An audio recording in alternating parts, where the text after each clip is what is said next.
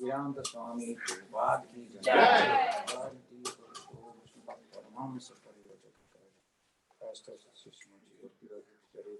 Goswami Maharaj ki jai.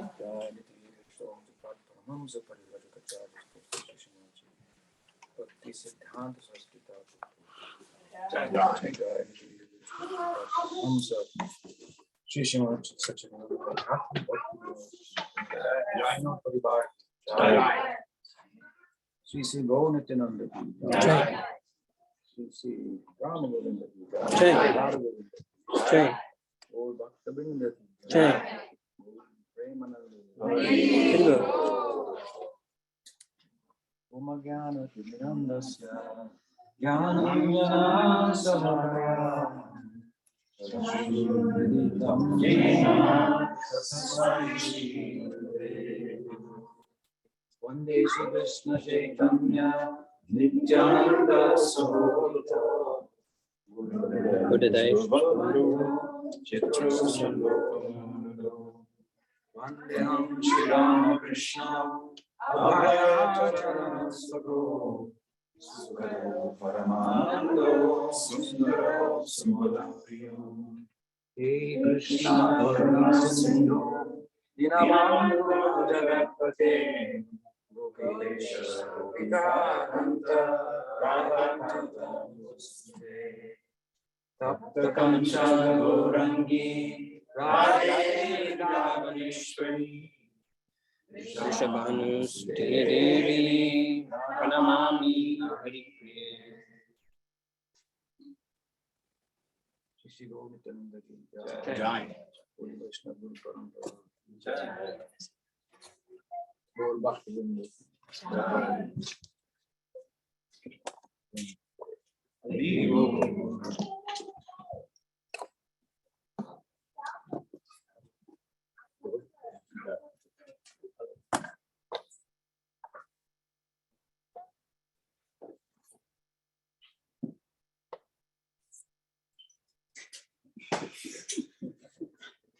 So nice to be with all of you. Seeing some of you for quite some time. Some of you for the first time. So nice to be with all of you. I had suggested to Madam Paul that I would speak a little bit about the nature of Lila. And I'd like to do that over the next couple of days. The two basic divisions of the concept of Lila that I'd like to address. One, the prakat, and the aprakat. So we'll start with the former. Prakat means manifest, and aprakat means unmanifest. So refers to the manifest Lila, the birth of Lila, Goma Vrindavan, Krishna appearing within our frame of reference, time and space as thought, and the realm of Zila that is invisible to the naked eye and is the ultimate destination.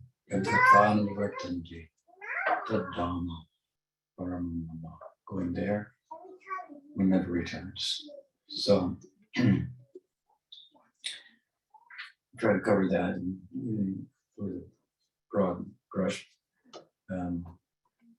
And then following days we'll discuss from the Prakat Lila, maybe from the Prakat Lila, some examples as well. I've written a little bit about this, as you know. I've been writing a book for some time. Telling a couple of friends, and it speaks about the Prakat Lila and retells it, and the Prakat Lila from the vantage point of Sakyabhav, the friendly Prema Bhakti, eternal love from that vantage point. Something that hasn't been done to date, so contribution, unique contributions, small it may be, but will always be filled there. So Lila is a word a Sanskrit word, of course, that is a little mysterious to begin with, in that, unlike most, if not all, Sanskrit words, it's clear from what dhatu or verbal root the word originates. For us, well, that's to say that, for example, in Monier Williams' famous Sanskrit dictionary and other Sanskrit dictionaries, there is no verbal root attributed to the word Lila, or that from which the word Lila arises. So, a little bit mysterious in that sense, but of course, from our point of view, the word is more about that from which all things arise, rather than something that arises out of something else. Lokavat tu Lila. Even the world of our sensual, mental, and intellectual experience is described as Lila. Lokavat Lila. The world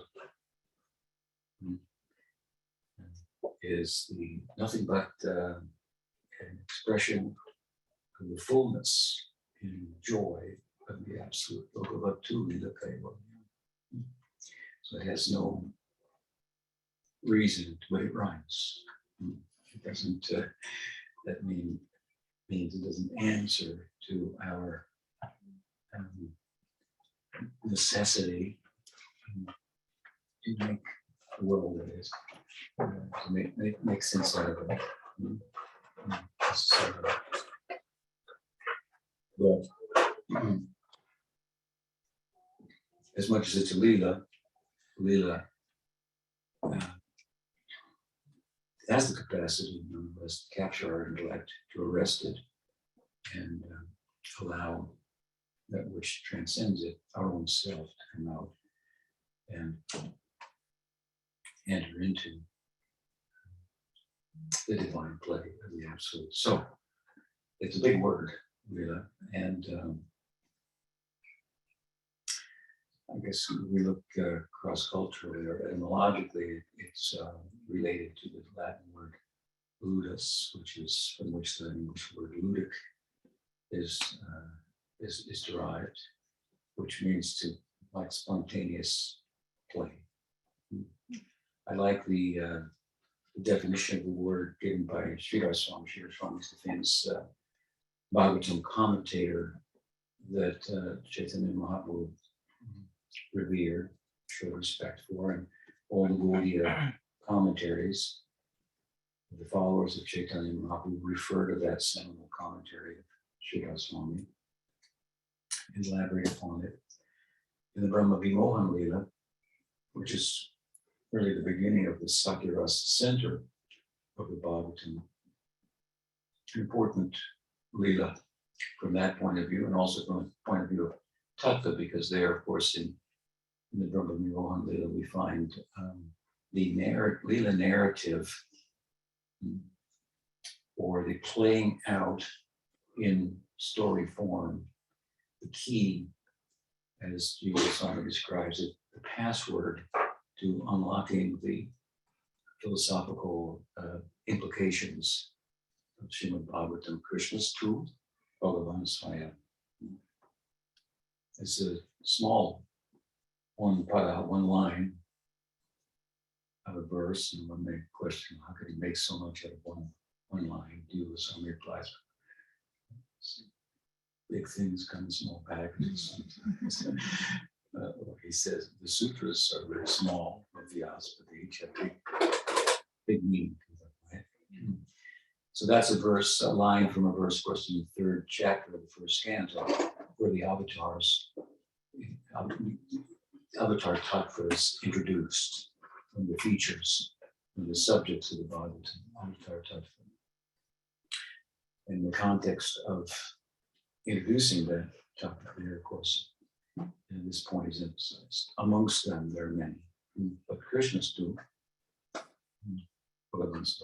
Krishna, although he's been mentioned in the list there, as an avatar, Krishna Balaram avatar, two together.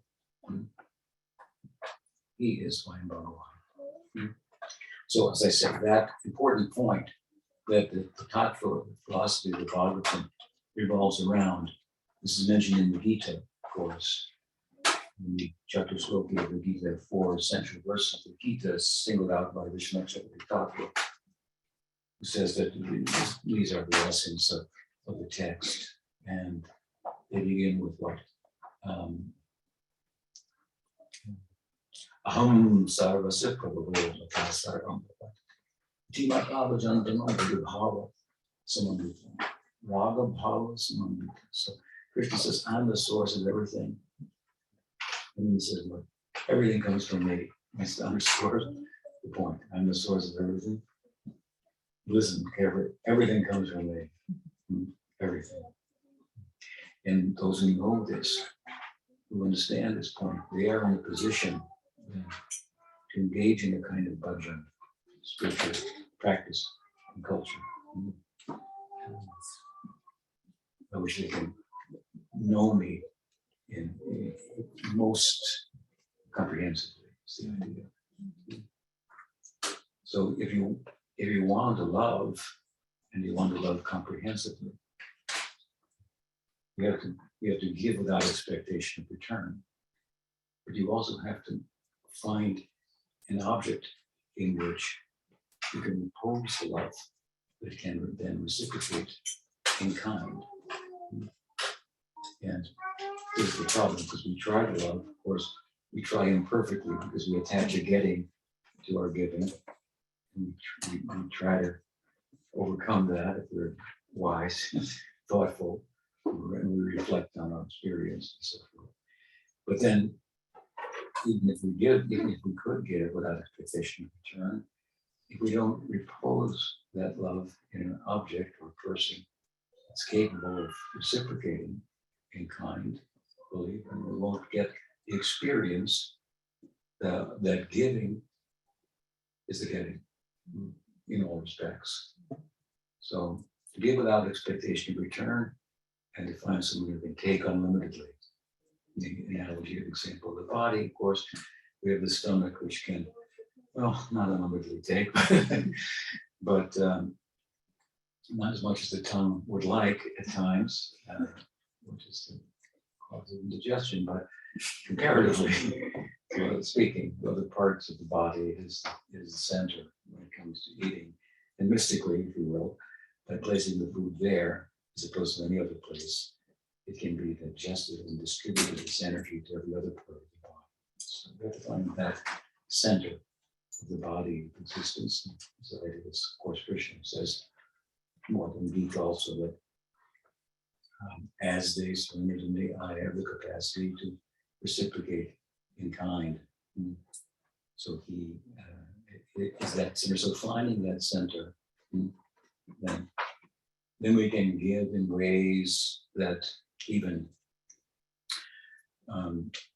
ordinarily one is not thought to be able to give in love to God, right? In fraternal love, for example, maiden slapping down,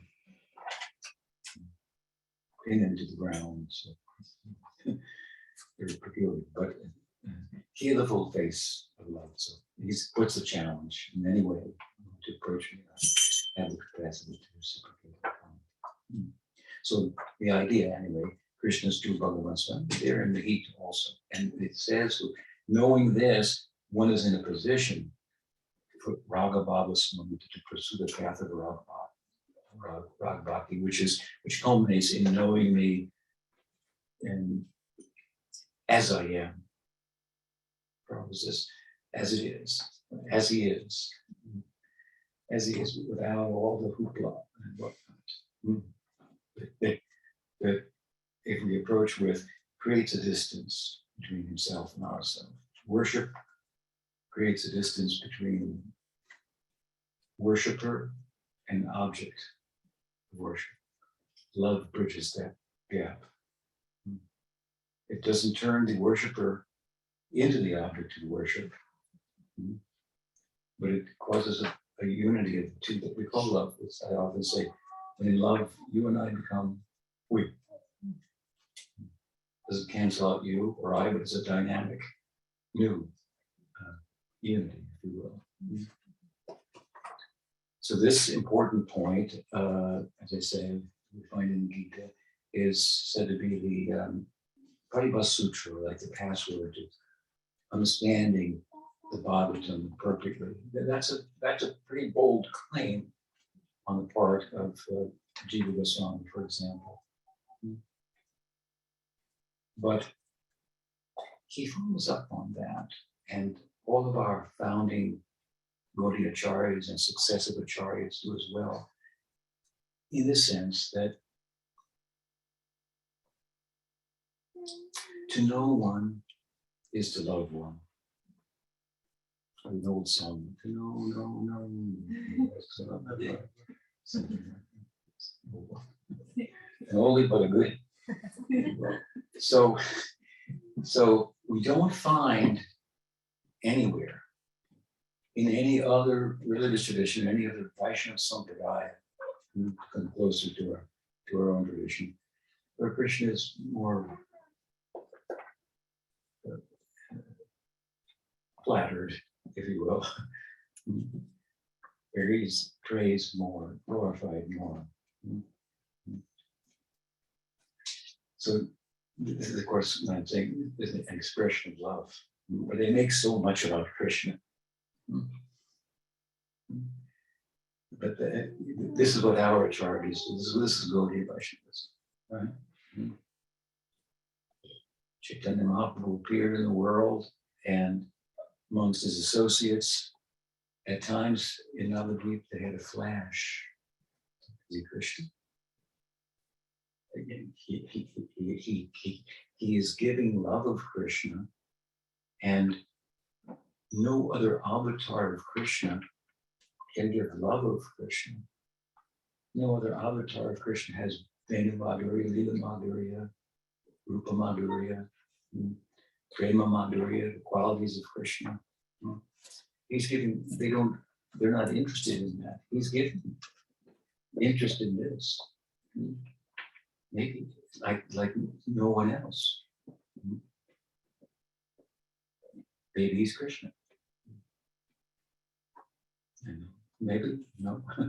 And then they would think, but if he's Krishna, then we are his associates. Because they know what is Krishna. Krishna is not alone. There's no meaning to Krishna, as we understand it, without love of Krishna.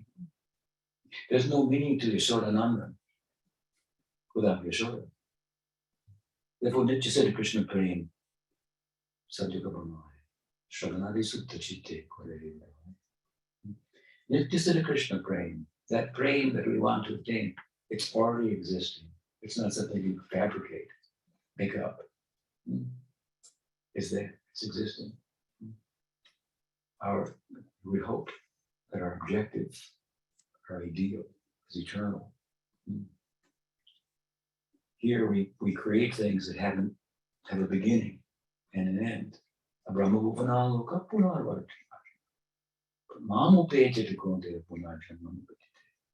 Krishna differentiates his place, Golok, from every other planet. All of them with a beginning and an end, but Punar Janmana, not my place. Again, going there, one never returns. And there, for them to be the son of for there to be Yashodananda, there has to be Yashoda. Let it be Radhanath, there has to be Radha. For love involves the object of love and the love itself. Vishayalamba, Ashra, the object of love and the vessel of that love. Right?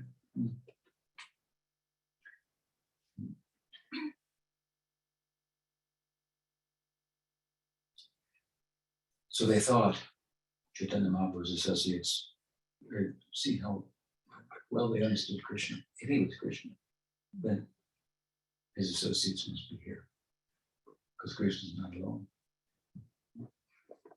So where are they? As I've sometimes said, you can find some impersonators of Krishna in India. There are many of them. So, yeah, it's the land of bogus gurus. People think if they're an Indian guru, then they must be going. Well, you might want to look again. Per capita, there's more problems there than anywhere else. But amongst those impersonators who say that, yes, I'm Christian, sometimes they have a Radha, but that's the problem. But they don't have a Sridhama, Sudama, Yashoda, Nanda Maharaj, so on and so forth.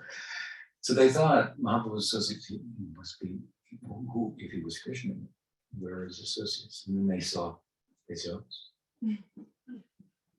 We're in another Lila. And then that flash would go away and they would carry on back and forth. This is the specialty of the Lord Lila. One of my disciples said to me once, Krishna Lila is very exciting with all the intrigues and whatnot, for the Parakiya, for what's required for the meeting of Radha and Krishna and so forth. But the Lord Lila seems a little static in comparison. Don't think like that. Krishna Lila is contained within there. If we go deep into the Bhagavatam Lila, as deep as we can go, what do we find there? The deepest part of the Bhagavatam, this is in the Rasa Lila, Krishna has left the gopis with Radha, now he's left Radha. They go to the bank of the Jamuna and perform kirtan, and sheepishly he returns. And they ask him, but what kind of lover are you? I mean, you act like this. It's a long story, of course. But this is what do we find there? If we look very carefully there, we find Chaitanya Mahaprabhu. Right? What is the verse?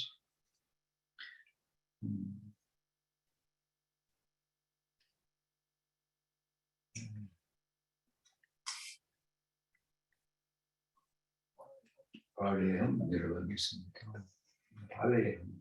Krishna said, oh, I can't repay you for your love. I disappeared to see how you would react having lost the object of your love. Because when we have something valuable and we lose it, then our measure of love shows up very prominently for that thing. So disappeared to see how much you really love me, but I saw how much you love me. And now I'm being embarrassed. I'm driven to experience that myself. The measure of your love and the experience that you have of me brings me into question. It causes a kind of an existential crisis for me because all the yogis say that I'm God. But I find your love worshipable. So my God, what are you God? What to do here? This is Krishna's conclusion. Of course, he's very intelligent, so he resolves the situation. He realizes that there's something in me that she sees, Radha sees, and experiences that I don't see from my vantage point. So it is in me. I am the center, but I can't see the center. Consciousness can't measure itself. What to do? Materialism is trying to always measure consciousness without realizing you're the ruler. You're the measuring instrument. So, sole problem of consciousness for modern philosophy, which is predominated by non-realistic materialism, physicalism, naturalism, and so forth. It's not a problem for Vedanta. The problem is, how can something that is experiential and has feelings of pain, pleasure, experiences red and blue and green and so forth, arise out of a non-experiential stuff? Yeah, it's a good question. It can't. It's the other way around.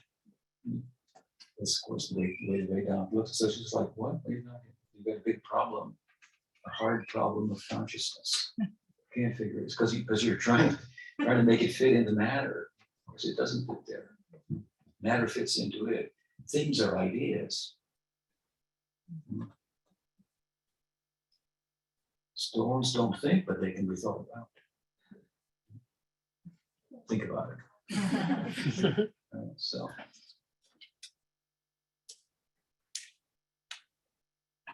So Krishna's confusion. This, right? This is, of course, he resolves it as Chaitanya Mahaprabhu. Right? Another Lila. This is it again. The deepest part of the Prakat Lila, as found in the Bhagavatam, we find War Lila. So it's an exciting Lila, to say the least. And here we are in an extension of that. And Lila, which, again, I quoted Sridhar Swami, is consciousness. I didn't complete it right.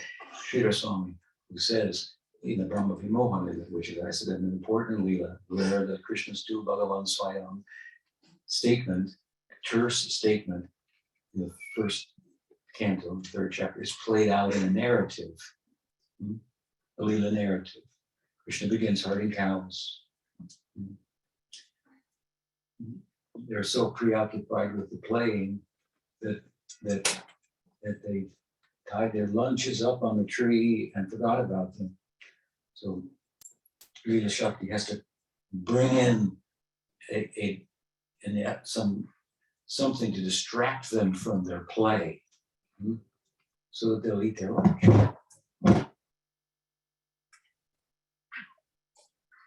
Still here? Yeah. That was Agasura. That's what she did. She brought in Agasura. Which fostered more play, ultimately, but interrupted the play, and then lunch came, of course. It's a long Lila covering a few chapters. It's the beginning, really, of the Sakarasa Center of the 10th canto of the Bhagavatam.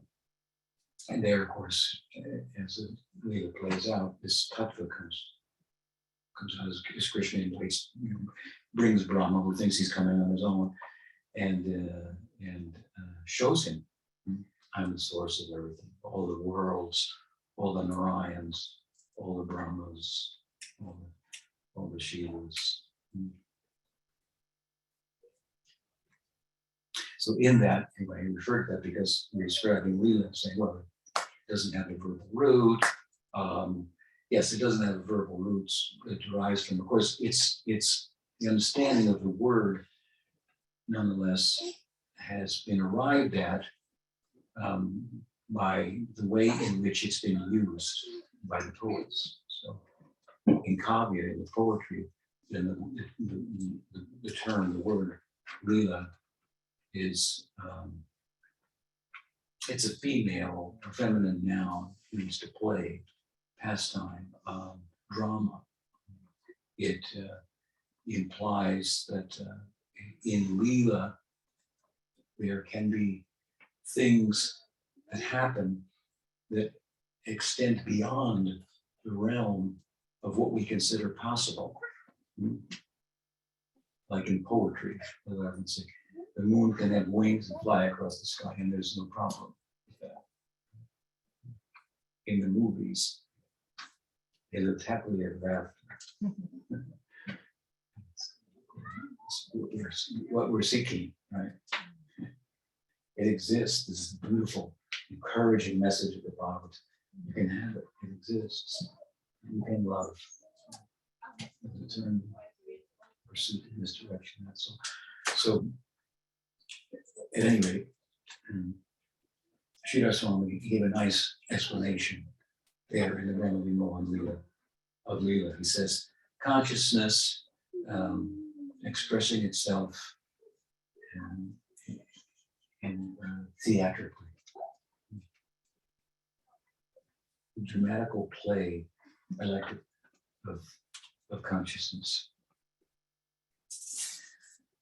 Barney Pre told me that I think tomorrow night, Friday night, typically here, some of the devotees get together with some children and have a little session with them. And I was asked if I would maybe read some Lila to the children. I said, sure. I kind of laughed to myself. This is for adults only. So that you can become children by hearing it. Very peculiar. Very deep stories, deep implications, right?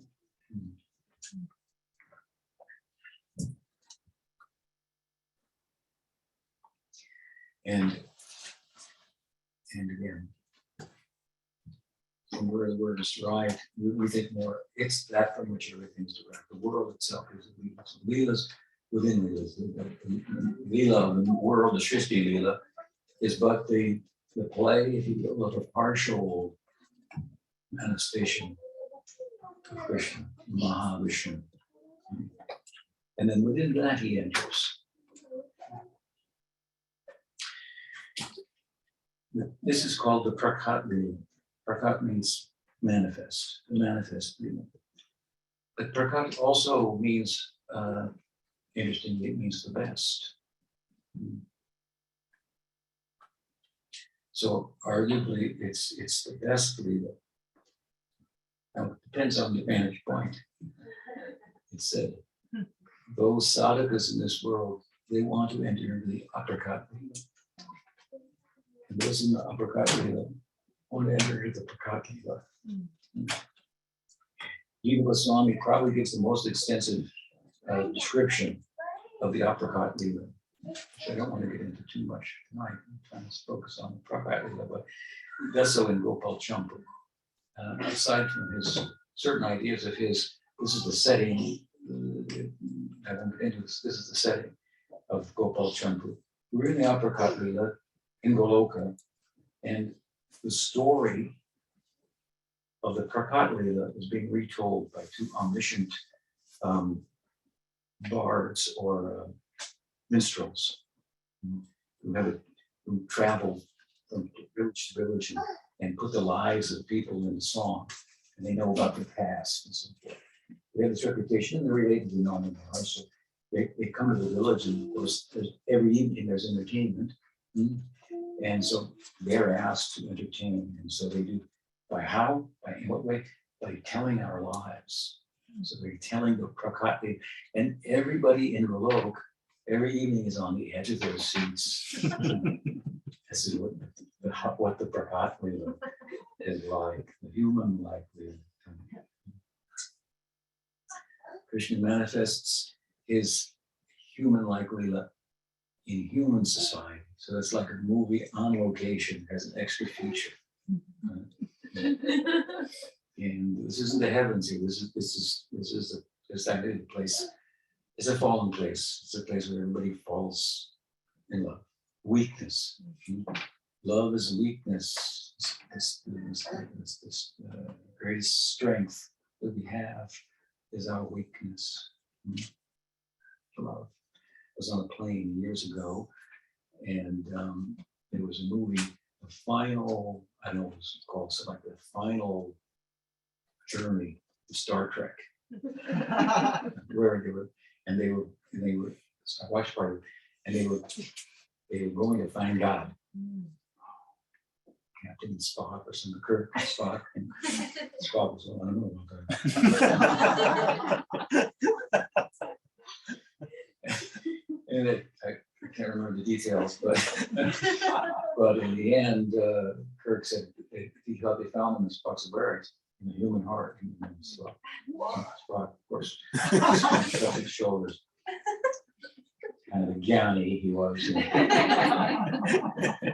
But it was the Bhakti had ruled over Gyan, and God had been found. It's true. The human heart is our weakness, but it's the strength of humanity, and it's closely resembles, you could say, and if you will, in reflective sense, what God is like.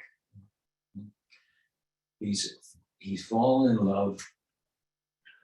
When I wrote an article, so actually beginning aesthetically on the book I wrote, When God Falls in Love. I thought it was a provocative title. God falls in, what do we do now? God's fallen in love, now what? Right. It's a big story. That's a story Chaitanya came to tell.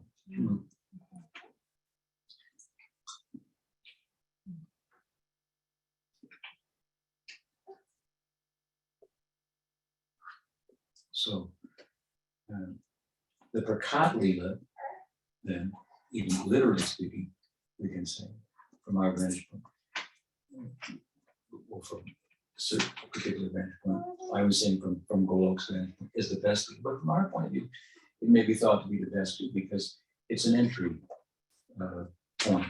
It's a portal, if you will, to the Prakat, to the Aprakat Lila. It's if you use a cinematographic kind of example, it's like a trailer to the movie, the Aprakat Lila.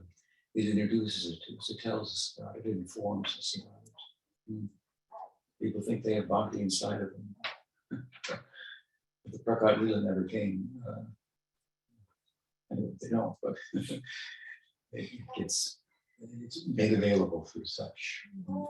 And the remembrances of such and so on and so forth. Now, of course, there is a extensive history, if you will, or historical, archaeological, modern historical information and evidence for the presence of Krishna and Sankarshan all around in the world. There's literary evidence, kind of the tail end of the Veda. You can find a statement or two, and then it comes into the Puranas and Mahabharata, Puranas, ultimately the Srimad Bhagavatam, and from that literary evidence, if you will, for Krishna, as it comes to its fullness, the telling of the story in Srimad Bhagavatam. From there, it's gone all over the subcontinent of India in other forms. The Bhagavatam is giving birth to other forms of the retelling in art, in dramatic performance, song, and so on and so forth.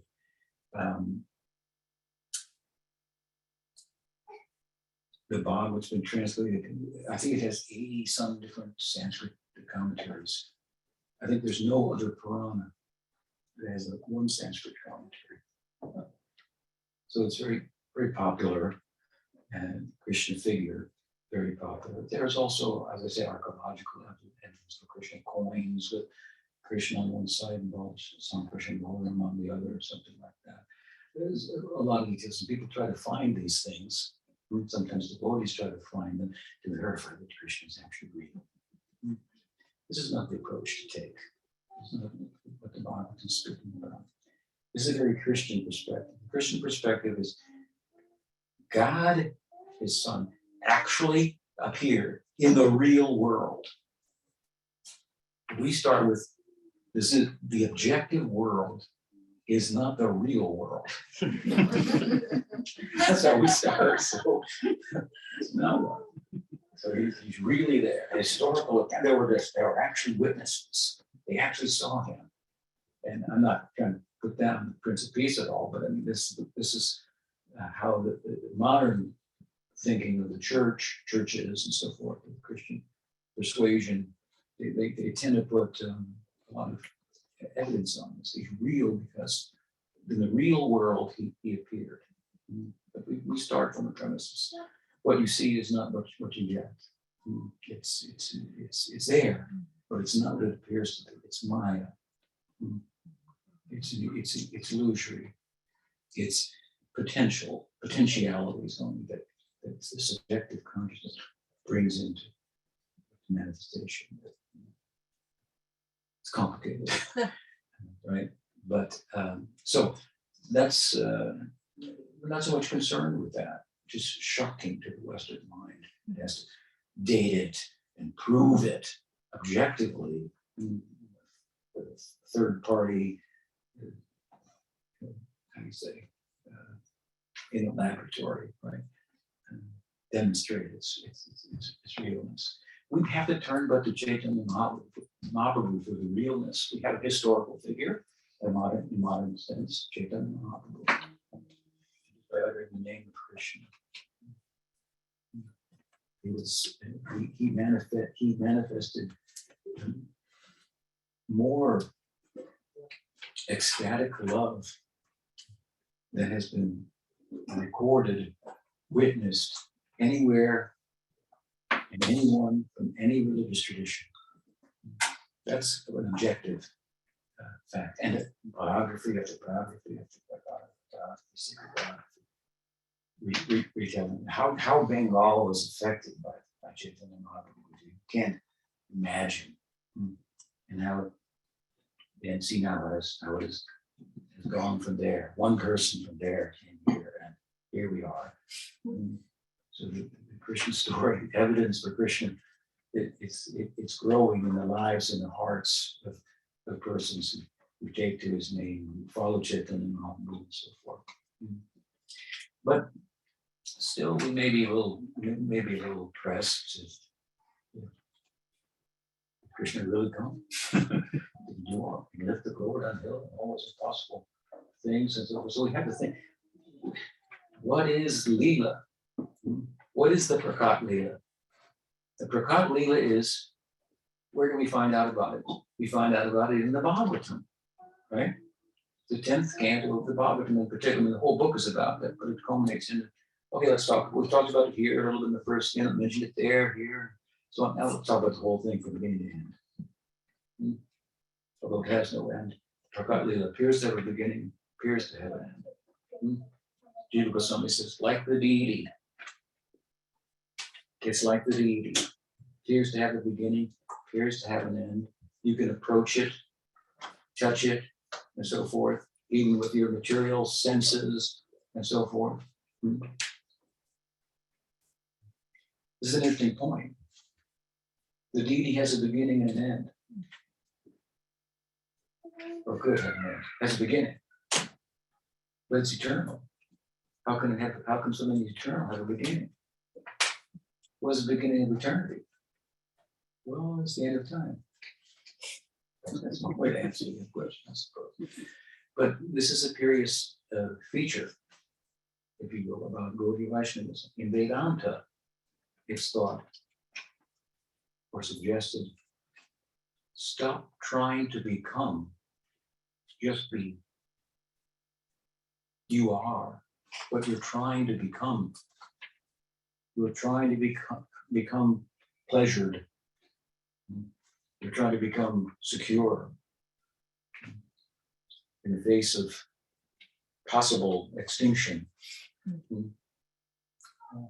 You're trying to know that your actions may be better informed, but you're a unit of pleasure, a unit of being, not only being, but eternal. A unit of with a knowing capacity, loving capacity, and eternal. So stop trying to become. You already are more than you could possibly become by adding things onto your life. So it's a kind of like rest. Stop trying to become, just be.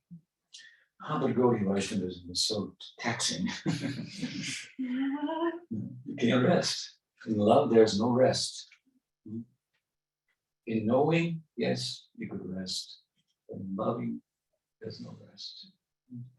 I said often we move in this world in search of love, and when we find it, what happens then? A new orbit begins, and again we're going around, up and down, and round and round. It's like those kind of like those Ferris wheels and things, and roller coasters. I don't know why kids get on them.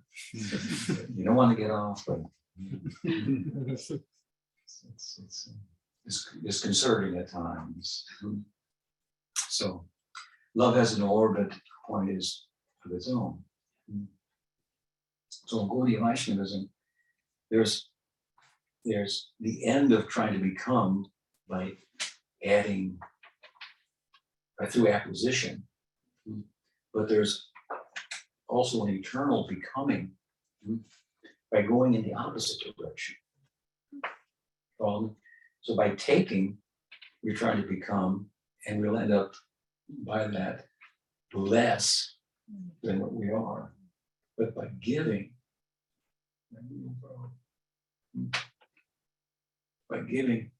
we can become more. We don't add anything on, but you're bigger minded, kinder. That big. That's big. Affectionate. Is there any growth? Is there any growing love? The prem of Radha is described as full. And what else? Ever increasing.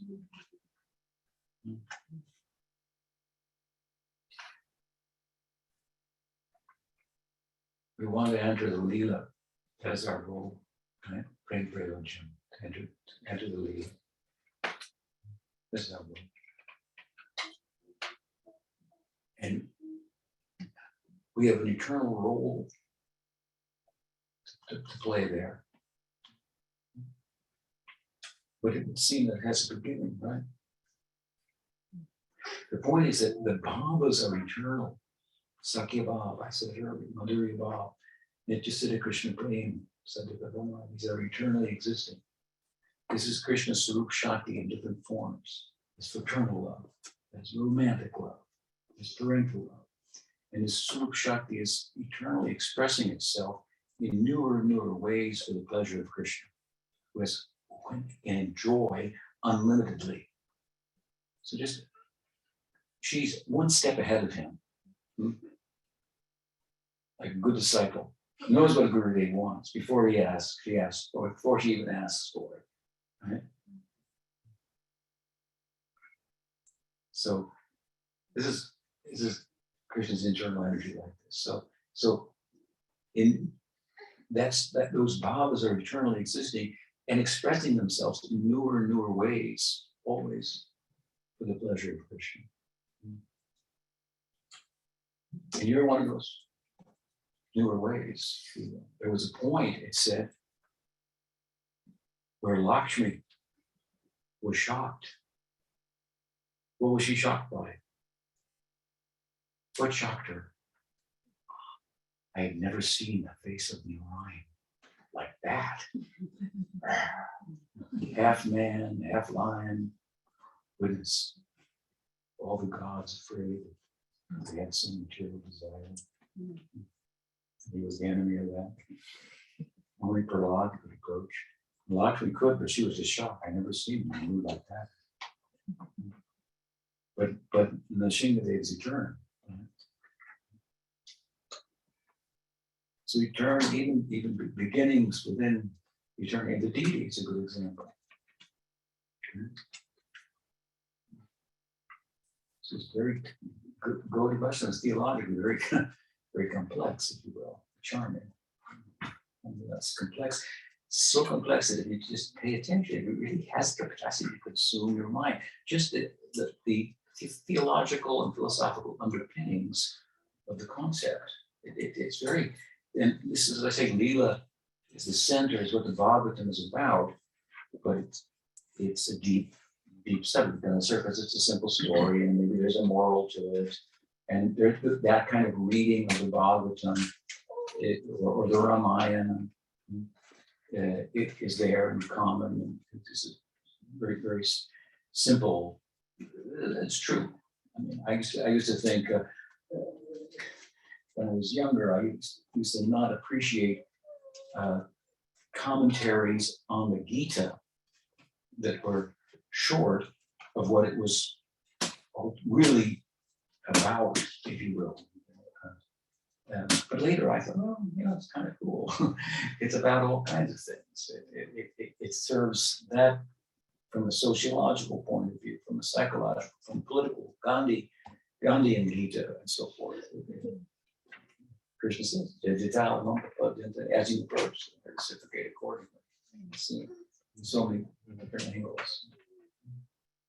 But for it to consume us, that we might not be consumed as we are at present in the mouth, in the jaws of death, waiting to be swallowed, living on death row, right? With the cell and the sentence. It's a problem. That's what we are. So to be consumed by that we might not be consumed as we are at present. To be consumed by that means to be consumed by giving, by loving. That means to grow. That means to be free. Here, our will is, when we're consumed by the influence of material nature, practically it becomes obscured. The more you associate with matter, which has no will, it's not an agent of action like ourselves. The more we become like it, we associate with, you become like. If we associate with this, with Sarup Shakti, Bhakti is constant, then our will be fulfilled. She works. This is Sarup Shakti, or the Lila's moving under the influence of, right? But works only, serves only for the pleasure of Krishna. When you're in an environment that is functioning only for the pleasure of Krishna, your will be only for the pleasure of Krishna, and whatever it is, it will be fulfilled. You see, there's a Veda to the whole thing, right? Lila also means to become one with Krishna. It means that Krishna will extend his own body in the depths of his own form. He manifests a form that suits, that corresponds with the bhava that you've chosen, but it's chosen you to some extent also through sadhu sangha.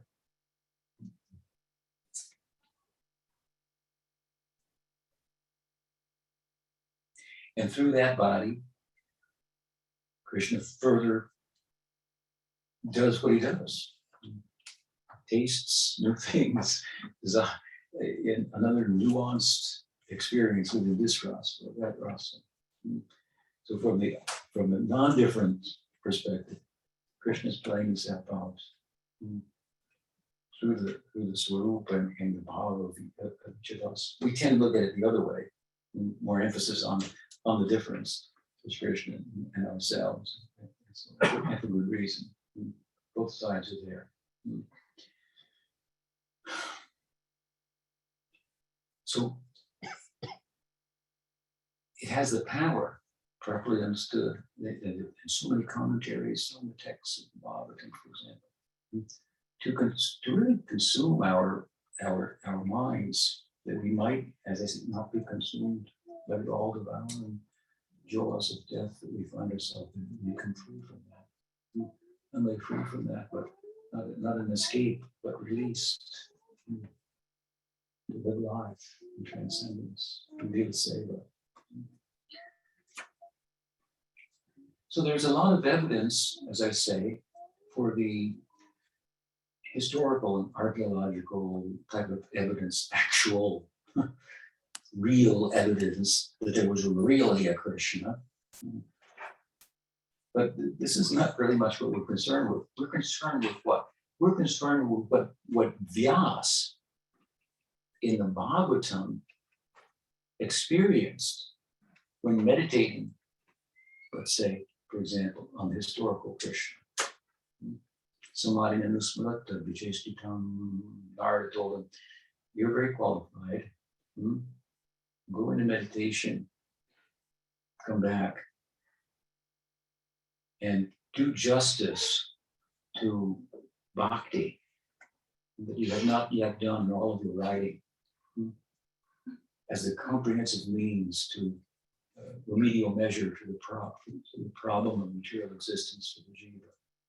It's a comprehensive measure. It's not the measure of the of karma by which we solve the problem of bad reactions by doing good things. We do good karma to avoid bad karma, but we have to stay in material existence. Inevitably, we do the bad thing again. So, examples given in the Bhagavatam of the elephant that bathes in a river and then rolls in the sand. Or gyan, well, bamboo is coming up, so cut it off. No problem. But the roots are still there. The bhakti, what is the verse? Kechid kevalaya bhaktya. Aham dunvanti kartsnana niraha ivavaskana. I live near San Francisco, so not too close, but we have to come through there to get here. So the fog rolls in usually in the afternoon there across the Golden Gate Bridge, covers the city and so forth. So you know how many lights you could turn on to try to put out the fog. It would be very, very difficult. You might burn the city down trying too. But once the sun comes up, then it's gone. So Krishna Bhakti is like this. The sun comes up. You can't force it to come up. It comes up on its own. Nothing you can do to get bhakti. Bhakti gets you. Bhakti sandhata bhakti. That's how the sun really can get bhakti. When the sun comes up, then the fog is dissipated. So bhakti is not like elephant rolling, bathing in the water, then rolling in the sand, not cutting off the bamboo. Come out the next week, it's all up again. Like that. Jnana. Jnana is karma. The solution to the problem is rajaguna. That's not going to solve the problem. Jnana is vidya, or sattva-guna. That's not going to solve the problem. Bhakti is nirguna. Nirguna. So it's like you take the problems, dig a big hole. This is when you want to build a house, you have to dig a hole. You bought a lot, you want to build a house, hire somebody, and so you come out after a week to see how it's going, and it's going down. What's going on? But the deeper down it goes, the higher up it can go. So first bhakti has to come in, for most of us, anyway, and do a little cleaning before decorating starts. Right? But it's like this. Clean it out, put it all in the hole, cover it up, build a temple on top of it, dance, chant. It's never going to come up again. Never. You have to get to the bottom. You've gone to another place. You build a temple in your heart. And you have to get to the bottom of the earth and take that down where you can from there. So Vyasa meditated on, let's say, the historical Krishna and saw him how? With wise eyes tinged with the salve of love. Bhakti, is it? Premanjana Charita Bhakti Virachani.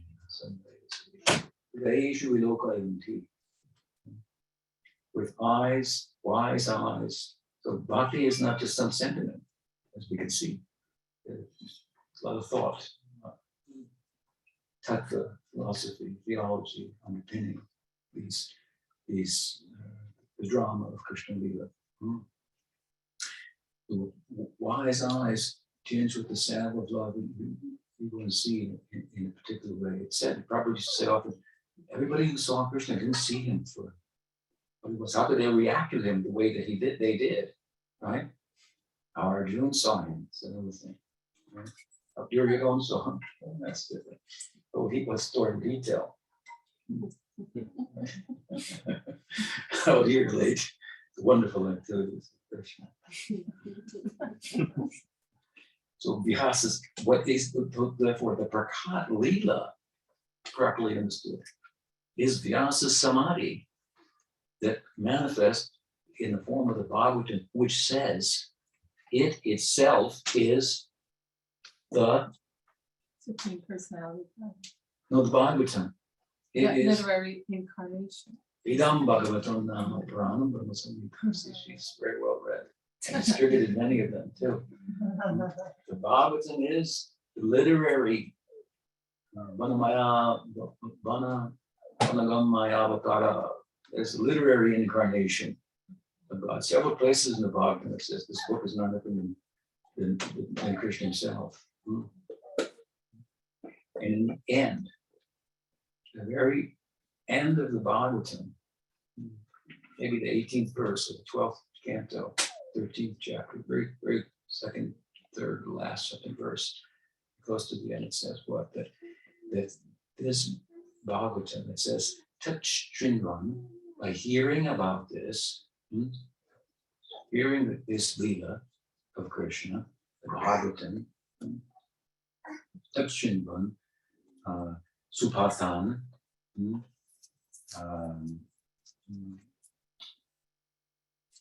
and paying and considering it, reflecting on it, and then with introspection, it says that what will happen is, if you do this, then that, the implication of the verse is that which happens to people, devotees, advanced devotees, who take birth in the Prakat Lila that we hear about, like the sages of Dandakaranya, personified Upanishads, these stories, they took birth in the Prakat Lila. What happened to them? What happened to you? Because this is the Prakat Lila. What about that? You want to take birth in the Prakat Lila? You already did. As soon as you opened the page, the Srimad Bhagavatam, and started really paying attention to what's there, really hearing, all ears for this. All this, you have to get the association of associates. Right? You need to see it's there all there. Some of them named, some of them not named, but they're there.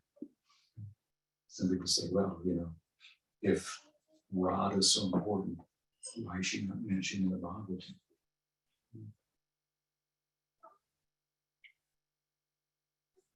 Obviously, some gopi is important in the Bhagavatam, right? Because some gopi, whatever her name is, went with Krishna. Krishna went with her and left all the other gopis behind. So there must be some special gopi. What's her name? We call her Radha, after Radha. In the Shruti, she's called Gandharvika. May have many names, but she exists. And she is the very, Bhakti Devi. So there's a little bit of Radha in every Bhakta, every devotee, Lila Shakti. And Bhagavatam is a very powerful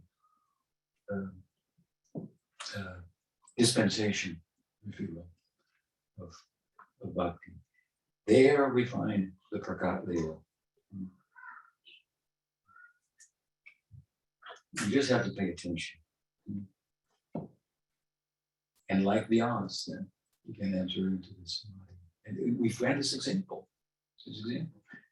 Generally, it's said, you have to think about it. But you need to take birth in the Prakat Lila, and people, you have to, it's a rule like this. You have to take birth there, and then only, and then, and they got all the formula all figured out. So, but you have to get a feeling for the whole thing. We find in Brihad Bhagavatam, Sanatana seems to recommend something else. Doesn't seem to emphasize it. Because Gopakumar, the protagonist of the second canto, didn't take birth in the Prakat Lila. What did he do? He did hearing and chanting of the Prakat Lila and entered it as is related in the Bhagavatam. And from there he went to Goloka. So it's in the here and the now. Don't think, oh, next life or I'll enter the Prakat Lila, and then we'll go from there. Well, I hope so. I mean, that's all fine too. but it's before you at this very moment in form of the Bhagavatam. Grantharanas in the Bhagavatam. Yeah.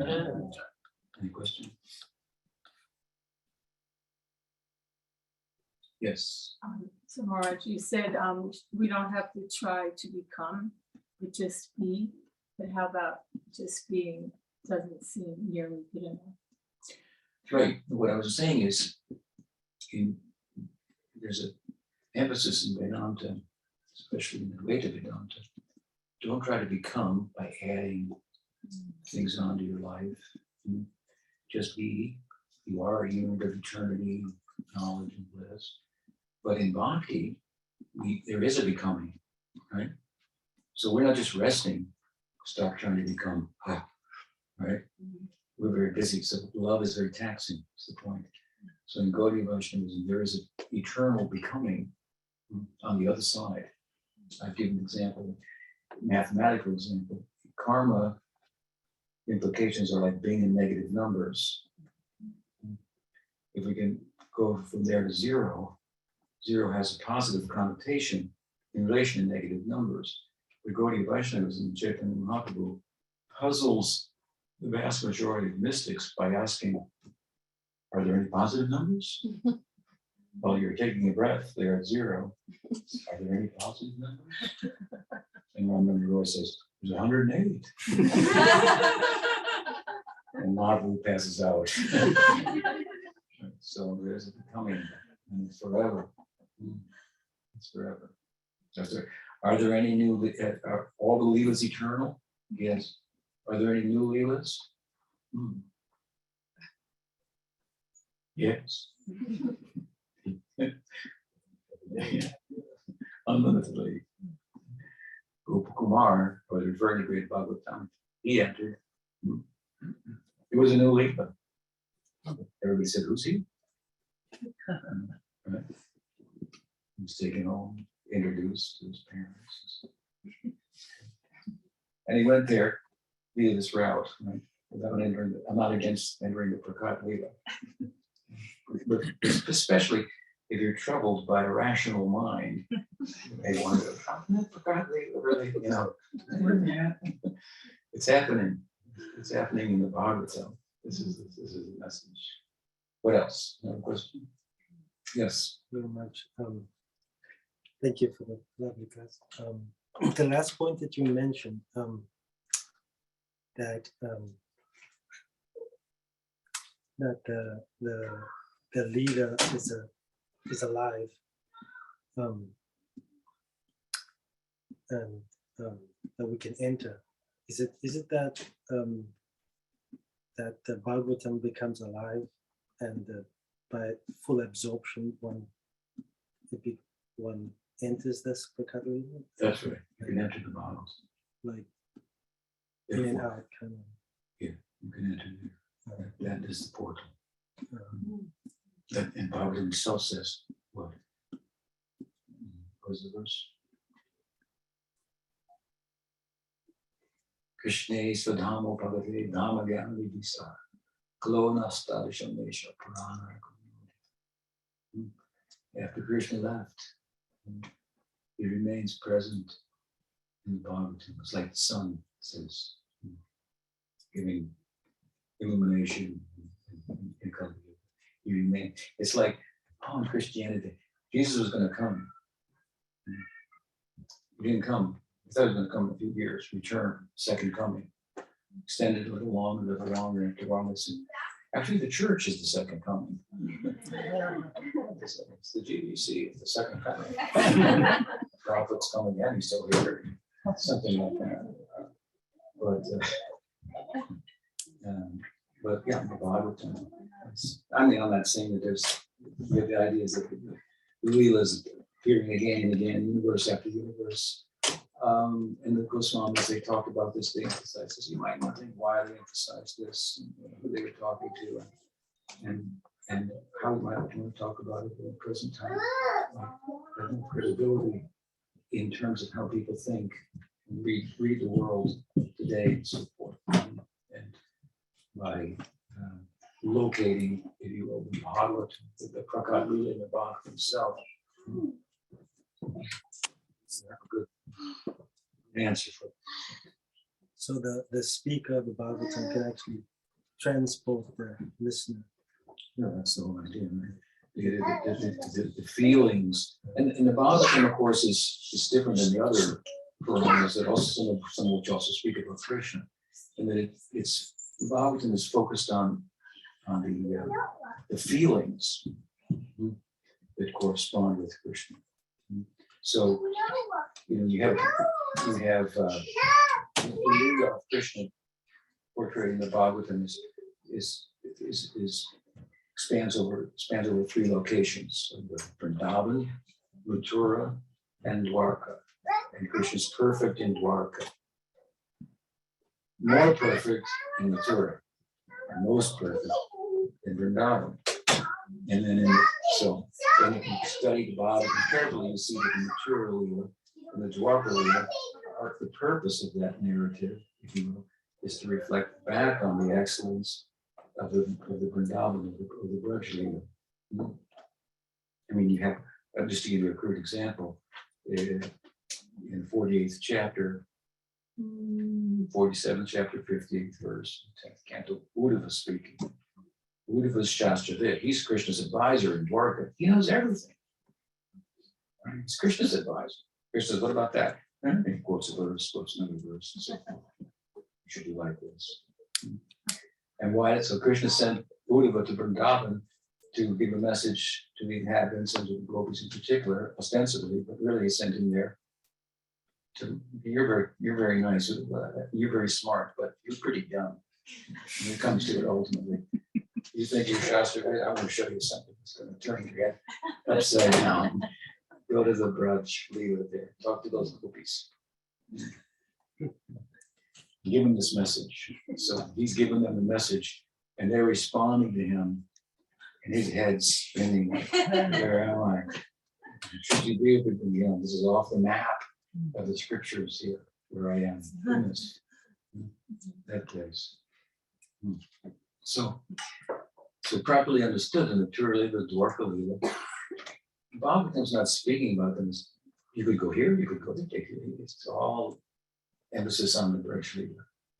So much so that Krishna's apparently in Dwarka, but he's more present in Vrindavan at the same time, evidenced by the measure of the love for him there that doesn't allow the Brajbasis to leave. Why don't they just leave? If he left, why don't they just go after him? Because he's more present there. His apparent absence. And then within the Bhagavatam, there are 3 kind of aesthetic centers. You have the Vatsalya center, the Sakya center, and the Madhurya Rasa center. So you have the chapters 8 to 11, the Damodar Lila, and so forth. This is the Vatsalya Rasa center. So what the Bhagavatam is concentrating on there is conveying the feelings of parental love that correspond with Krishna. Another way to talk about it, these 3 centers are about Krishna's elders, his equals, and his loves, his love life. There's 3 Krishnas. You have the son of Yashoda, Nandan Yashoda. You have the cowherd boy. Then you have the lover of the gopis. Right? So then from 11 and a half to chapter 18, you have the Sakya center. But the Pramadi Mohan will be the 15th chapter, the very center of the Sakya center. Then you have the 29 to 33, 34. 33. The Rasa Panchajaya, 5 chapters about the Rasa, Madhurya Rasa, center of the Bhagavatam.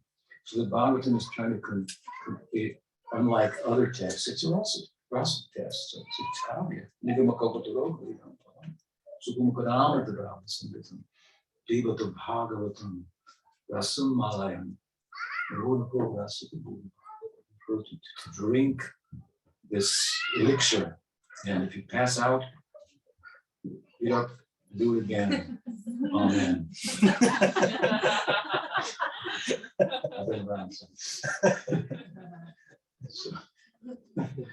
So yeah, it unlike other texts, sacred texts, it has the capacity to draw you into the pages, live, associate, and imbibe those sentiments. Jiva Goswami tried to retell, he did successfully retell the Prakat Lila in his Gopal Champa. At the end, he says, so I've gone through them, these sentiments, these carefully, try to retell it. What you can see is he's retelling it with an emphasis on this particular point to draw out the feelings. More than in the Bhagavatam itself, which is kind of like an outline. The Goswami and other Lila narratives of the Goswami are emphasizing the derivative, they're derived from the Bhagavatam and they bring out those feelings. So he says, I brought out the feelings, basically in order, like Vatsalya, Sakya, Madhurya, and pick one, go for it. So, it feels to you. If you saw the song, enter there. So Bhagavatam is a portal. Yeah, it is the Prakriti. Look at these pages. This is Nasta Praisha Bhagavata Nityam Bhagavata. Nityam Bhagavata.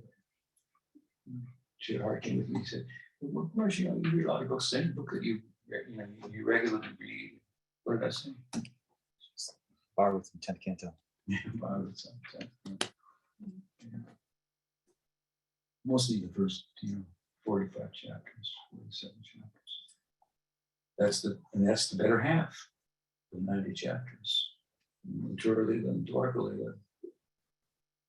Grudge Lila is even more concentration, just even from the volume perspective, number of verses. So, yes. So besides the 10th canto, is the rest of the Bhagavatam a portal as well?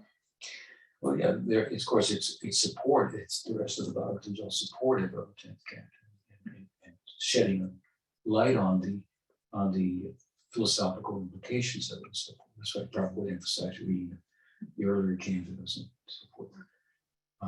But if you want to distill the essence of the Bhagavatam, you're going to go to the Chaitanya Charitamrita and you're going to find what Bhagavatam verses are quoted there. Okay. Or you're going to go to Brihad Bhagavatamrita. It's the Bhagavat Amrita. Right? And then what's being discussed there. So it's, some features of the Bhagavatam are features that are required for it to be a Purana, like genealogical table, description of the cosmos, and these kind of things. You take, for example, the 5th canto description of the cosmos, and Vishnu Chakravarti Thakur says, well, Sukadeva says, the onset Parikshit says, tell me something about, what's out there.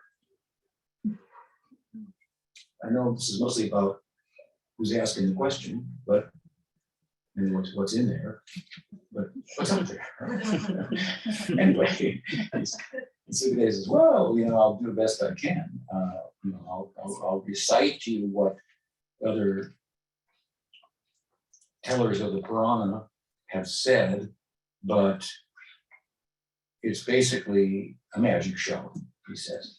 It's basically, where's the peanut? But it was there. So he says, it's basically a transformation of the modes of nature. That's what it is. That's what it is. But I'll talk about it another way if you like. And Vishwanath Chakravarti Thakur comments, he's talking about it in another way because other people are there. And Sukadeva and Parikshit's questions really, could you think about what's out there? Because people here are really interested in that, one way or another. So there's a big crowd there. You can imagine if President Biden decided that I'm going to the bank of Mississippi, and I'm going to sit down there, wear a mask, and I don't know what the purpose of life is anymore. I'm going to wait till somebody comes and tells me. It'll be big news, right? It'll be big news. Even the Trump route, people would come to check that out. So the rally. So So it was a big event. So there are all kinds of people there. Right? So some of the Bhagavatam answers are for them. So Krishna says, for Parikshit Maharaj, he's capable of meditating as a devotee. He has the adhikar to meditate on the form of Bhagavan. Just like earlier on in the second canto, there's a description of the Virata Rupa.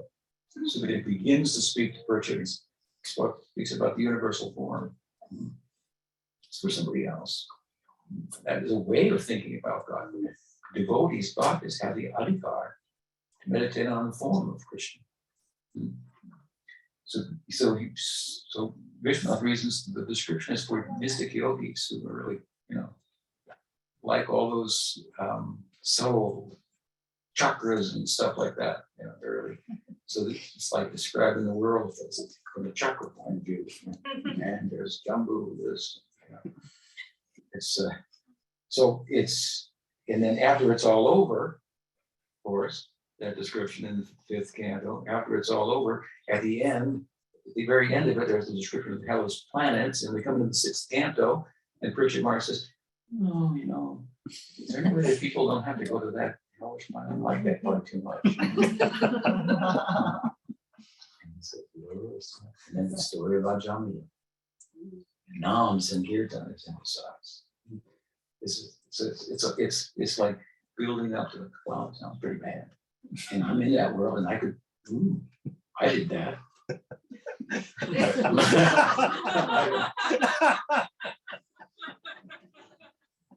I got boil and oil. And what is the Bhagavatam say? No, that has nothing to do with that. Doesn't pertain to you. That doesn't pertain to you. Because if you only did Namavas, that doesn't even pertain to you. You never see that. That's for somebody else who's talked about that. But we just talked about that to emphasize the power of Nam, which is the emphasis of Bhagavatam. The last verse of the Bhagavatam says, so do Nam Sankirtan. Here it is. Right? Remember the pastimes of the Bhagavatam and chant your favorite names of Krishna. This is the way. It's pretty easy.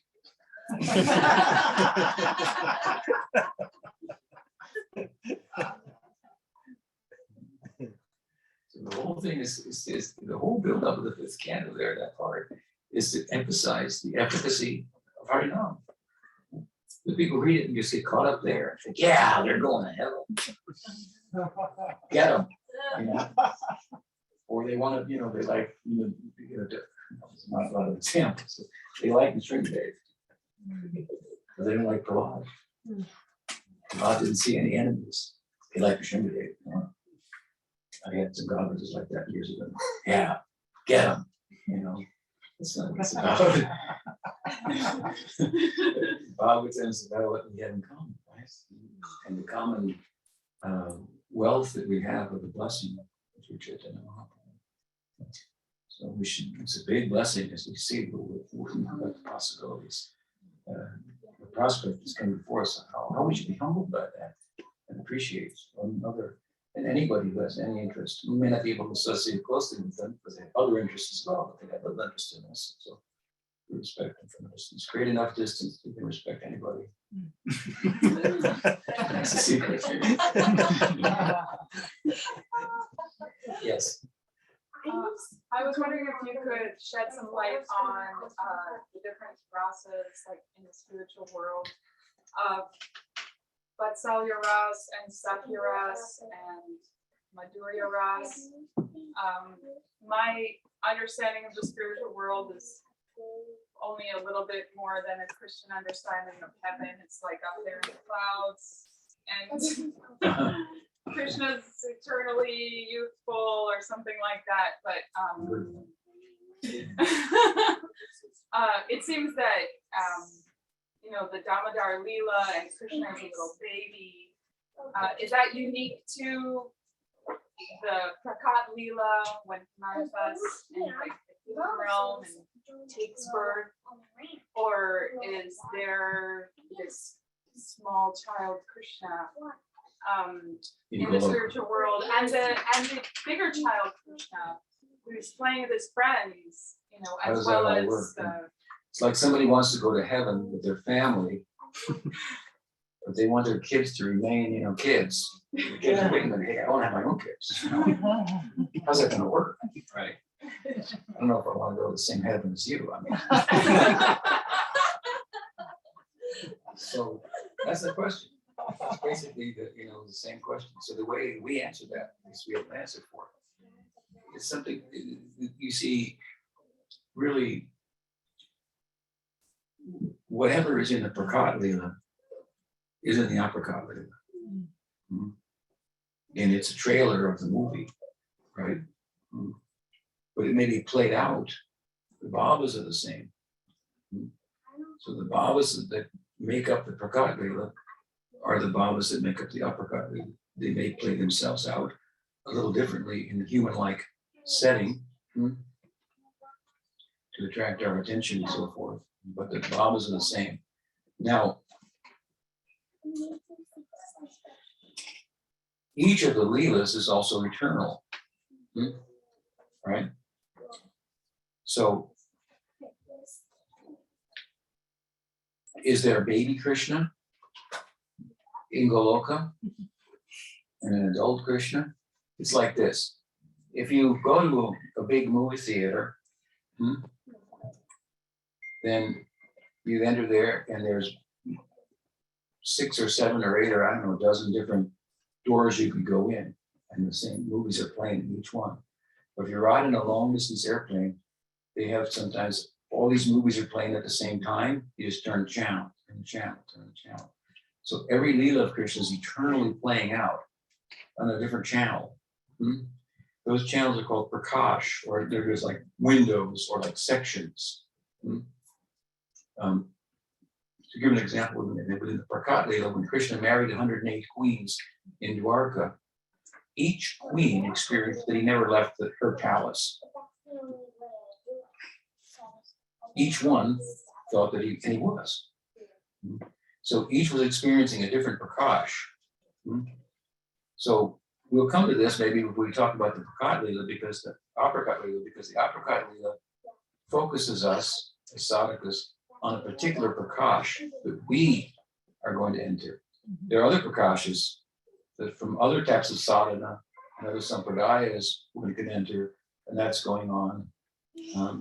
But that will be our experience. So all of these things can be happening at the same time. You understand? Does that help? What about the demons? I have heard the demons are not there. Well, I should mention to you also that amongst our seminal acharyas, they've commented on different ways, and for different purposes. So some may say only the Kishore Leela is there because that's where they're going, right? Some may take a step back from where they're going and give a more broad overall view and so forth. So with regard to demons, we find the demons are there. In Brihad Bhagavatam, for example, Keshi, the horse, he came to Vrindavan, caused a disturbance, and Krishna turned him into a pony. His cowherd friends. Mr. Sur came. Krishna doesn't kill him. He turned him into a bull that would pull carts, move things around and so forth. So Kaliya was there, and Krishna chastised him and rode on him for fun.